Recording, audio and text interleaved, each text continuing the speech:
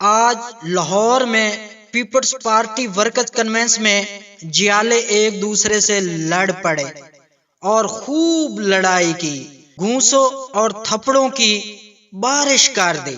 Pakistan Peoples party کے workers convince میں chairman Bilawal Bhutto کے آنے سے پہلے جیالے ایک دوسرے سے خوب لڑ پڑے۔ آپ اس ویڈیو میں دیکھ سکتے ہیں کہ جیالے ایک دوسرے کے ساتھ کس طرح لڑ رہے ہیں، کس طرح گھوسے اور تھپڑوں کی بارش کر رہے ہیں۔ ان کی لڑائی کس وجہ سے ہوئی میں آپ کو وہ بھی بتاتا چلوں۔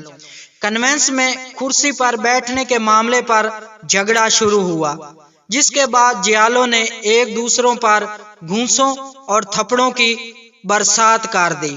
پولیس نے موقع پر پہنچ کر بیچ بچاؤ کروایا۔